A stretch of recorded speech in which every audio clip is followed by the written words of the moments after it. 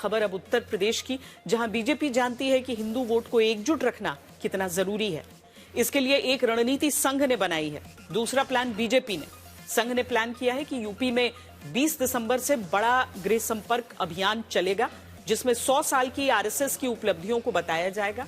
वहीं बीजेपी और संघ मिलकर राम मंदिर के कैलेंडर तस्वीर के साथ घर घर पहुंचाएंगे।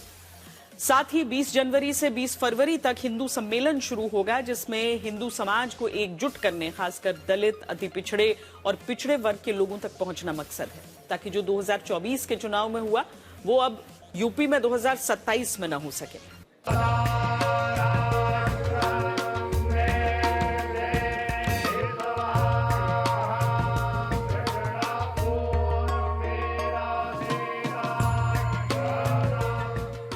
नवंबर को जिस वक्त अयोध्या के राम मंदिर में यूं बटन घुमाकर संघ प्रमुख और प्रधानमंत्री नरेंद्र मोदी ने धर्म ध्वजा आरोहण किया, उस वक्त राम मंदिर प्रांगण में बैठे हुए लोगों में कोई भी बड़ा पहचाना चेहरा नहीं दिखता, लेकिन जो दिखता है उसमें भविष्य की राजनीति दिखती है, क्योंकि इन लोगों में अवध के 13 जिलों से वंचित समाज के कहार, बारी, बक्सोर, नाई, कुम्हार, गडेरिया, लोधी, यादव, पत्थरकट, माली, धोबी, लोहार, बढ़ई, तमोली, मौर्य, कसौधन, बहेलिया, पासी, वाल्मीकि, रविदास और नट वर्ग के लोगों को बुलाया गया। संदेश साफ है कि उत्तर प्रदेश में 2024 के नतीजों से सीख लेकर 2027 के लिए विराट हिंदू प्लान पर बीजेपी और संघ मिलकर काम करने को तैयार हैं। जो भारत माता की जय न बोल सकता हो, जो भगवान राम का विरोध करता हो, जो मां जानकी का विरोध करता हो, क्या उसको वोट देना चाहिए? क्या उसको हम वोट दे के पाप का भागीदार बनेंगे? क्या हमारा तो एक ही संकल्प होना चाहिए कि जो राम का नहीं हमारे किसी काम का, जो राम का नहीं वो हमारे काम का नहीं, ये केवल अब नारा नहीं, बल्कि इसे लेकर ही सरकार, संघ, संगठन मिलकर उत्तर प्रदेश में काम करने जा रहे हैं, जिसके लिए उत्तर प्रदेश से लेकर दिल्ली तक बैठक के दौर का एक बड़ा राउंड पूरा हो चुका है। और ये खबर है कि समाजवादी पार्टी के पीडीए फॉर्मूले की काट में संघ, बीजेपी, संगठन मिलकर विराट हिंदू प्लान के साथ उतरेंगे। इसके लिए 20 जनवरी से 20 फरवरी तक अलग अलग हिंदू सम्मेलन हर जिले में किया जाएगा, जिसमें हिंदू समाज को एकजुट करने का, खासकर दलित, अति पिछड़े और पिछड़े वर्ग को साथ लाने का कार्यक्रम है। इसके अलावा एक लखनऊ में विराट हिंदू सम्मेलन होगा, जहां बीजेपी और संघ के कार्यकर्ता आएंगे और उनकी कोशिश पिछड़े दलित परिवारों तक पहुंचने की होगी। असल में बीजेपी को मालूम है कि 2024 में उसका चुनाव में जो खराब परफॉर्मेंस हुआ, उसके पीछे की सबसे बड़ी वजह यह रही कि दलित और ओबीसी उससे खिसक गए। समाजवादी पार्टी ने अगर शानदार प्रदर्शन किया तो उसके पीछे की वजह रही कि ये वोट बैंक उनके साथ चले गए, और शायद यही वजह है कि बीजेपी अब दलित ओबीसी आउटरीच प्रोग्राम चलाने जा रही है। और चाहे हिंदुत्व को धार देने का एजेंडा हो या फिर संघ के साथ मिलकर बड़े बड़े कार्यक्रम, ये सब कुछ उस पीडीए को काउंटर करने की ही कोशिश है। मैंने कहा कि जब हर घर जाएंगे बीएलओ, सरकारी अधिकारी लगातार मॉनिटर कर रहे हैं, लगातार जानकारी हासिल कर रहे हैं, तो मैंने कहा कि जब इतनी बड़ी एसआईआर पे एक्सरसाइज होने जा रही है, तो एक एक्सरसाइज और कर दो कि जहां बोर्ड बनवाने का काम चल रहा है, लोगों का बोर्ड बने, वहीं हमारी जाति भी गिन लो उसके संग संग। लेकिन वो जानते हैं कि हम और आप आबादी में ज्यादा हैं, हम लोग गिनती में ज्यादा हैं, इसीलिए एसआईआर हो रहा है, क्योंकि वो जानते हैं अगर एसआईआर के साथ ये भी आंकड़े जोड़ दिए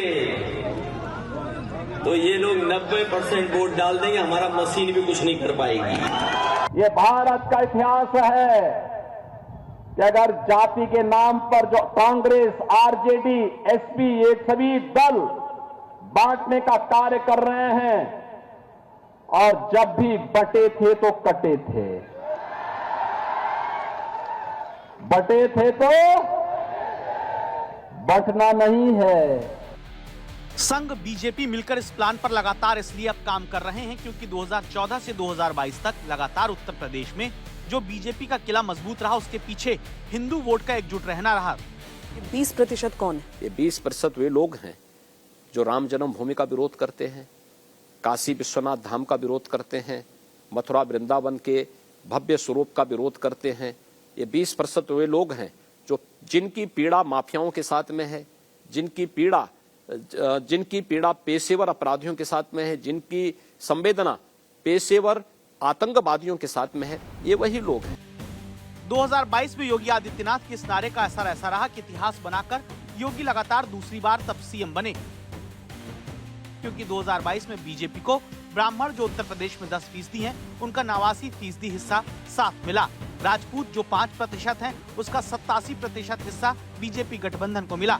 वैश्य जो 2% हैं, उनका 83%, 5% कुर्मी का 66% वोट बीजेपी के साथ रहा, 4% जाट का 54% वोट बीजेपी के साथ रहा।